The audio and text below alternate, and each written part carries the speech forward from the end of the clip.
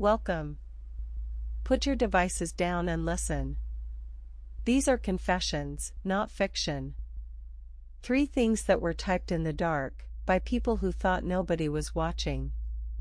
People who logged in where they weren't supposed to be. Every file has an author. Every secret has a door. And every key has a copy. If you've ever typed a command you weren't supposed to type, listen carefully. Because this might be the last warning you get. The proxy. The proxy. My name doesn't matter. What matters is what I did at 15, and what it cost to keep quiet about it. It started as a dare. My school had just rolled out a new online portal, all slate gray and bug-resistant, or so the IT department claimed. Mr. Harmon gave a whole assembly about how secure it was. How not a single student had ever cracked it. So of course, we had to try. Maya was the first to find the hole. A login endpoint that accepted a malformed token and then dumped the entire session table. Nobody was supposed to know about it, but Maya told me, and I told nobody. I wrote a script that sat on the open campus Wi-Fi, quietly replaying other people's sessions. Then I got curious. I pulled up the file server. Standings. Then the whole grade database. I didn't edit anything. I just looked. Columns and columns of names. Names I'd grown up with. Grades I knew belonged to people who'd earned them. That was the thing nobody warned you about. It's not the password you type. It's the second you realize you can move without permission, and nothing stops you. One night, alone in the library, I changed one grade.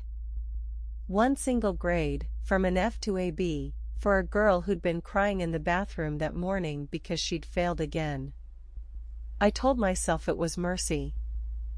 But afterward, the change wouldn't stick. The system kept reverting it. I kept re-uploading it. And each time I rebuilt the connection seemed to rebuild something into me, a log I'd never written, a session with my own name sitting at the top like a signature. I closed the laptop and I walked away from it. But the next day, there was an envelope in my locker. No stamp. No return address. Inside, a single printed line. We have your proxy. In 2 days, you will log in, and you will move the funds. They will match. I never found out who sent it. But I learned the shape of the trap I'd built. A key can open a door, or a key can open a cage. And once you make a copy of a key, you never get the master back. That's why I'm telling you this from a borrowed computer, in a city that has my face on 100 camera feeds. If you're thinking about breaking in somewhere, school, work, even the bank you say you hate, ask yourself one thing. Is the door you're picking, or is the door picking you? /content. The 0 day. The 0 day. Everyone in my line of work has a number. Mine was 412. That's how much I made the week I gave my employer a signed affidavit swearing I'd never touch their network again. The company hired me as an intern. A junior test engineer. I was good, not great, but I was eager, and eager people get handed the keys to the deep systems. They gave me a username, a server list, and told me to poke around. So I did. And one Tuesday, while poking into an internal tool nobody had touched in years, I found it. A 0 day. A real one. A buffer overflow in a piece of legacy code so old it had basically been forgotten. With one malformed packet and the right shellcode, I could run anything as a domain administrator. I could read every email, every password hash, every camera feed in the building. I didn't report it. I wrote a proof of concept, saved it to my personal drive, and slept on it. That was my first mistake. The second mistake was doing a demo for a friend over a weekend call to show off. 3 days later, I came back to work and my computer was locked. A message on the screen, in a flat, automated font. "Hello, Junior. We analyzed your proof of concept. It's better than we expected. You now work for us." The screen went black.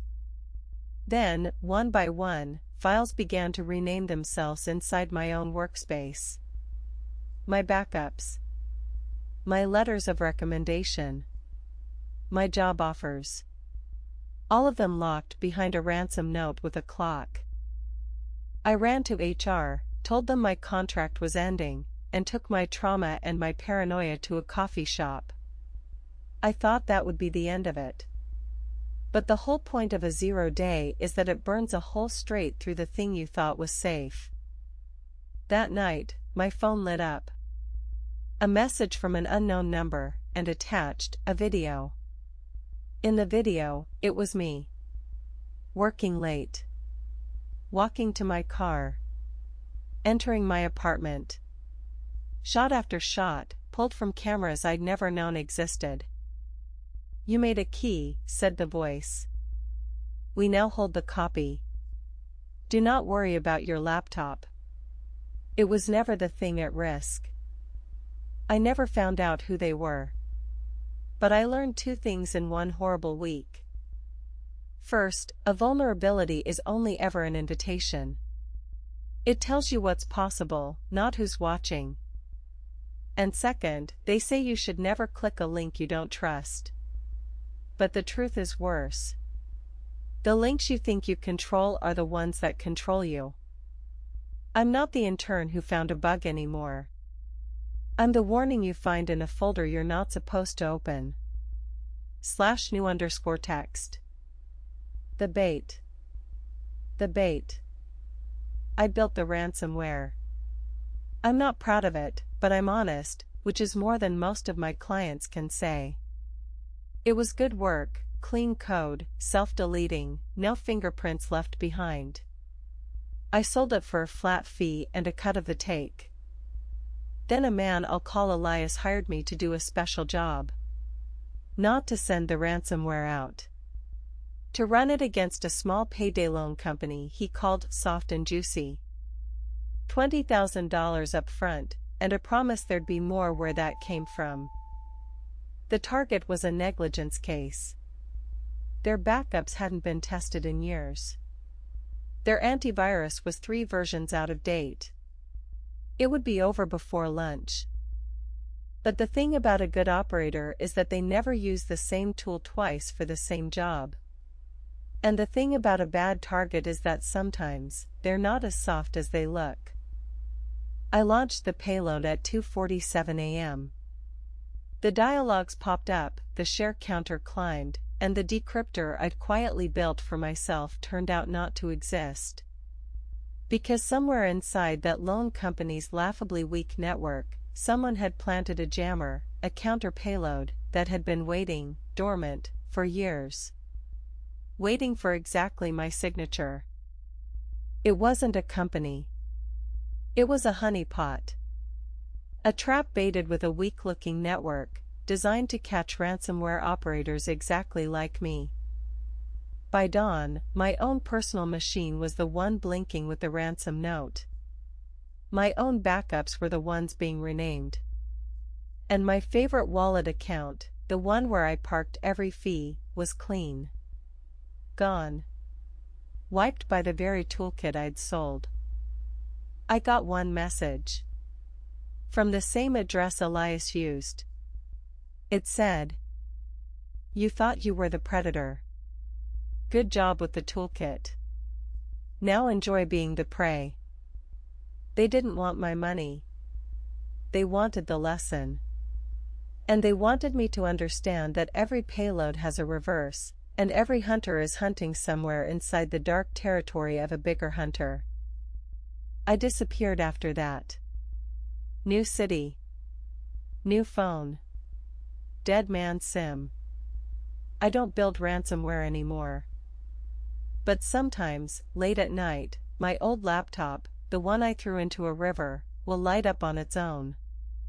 On the screen, in a flat automated font, one line appears before it goes dark. We still have each other's keys, friend. Take care of your backups.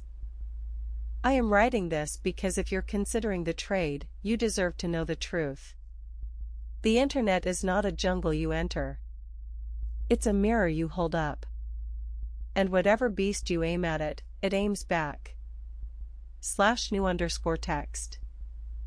If you've reached the end, then the confession has reached you. None of these people were famous. They were just passengers on a network that gave them a key too big to throw away. There are other stories, of course. There are always other stories. Log out tonight. Check your own backups. Change the passwords you've been meaning to change. And if a light turns on when it shouldn't, my friend, then someone is already inside your machine. And they've been waiting for a long time.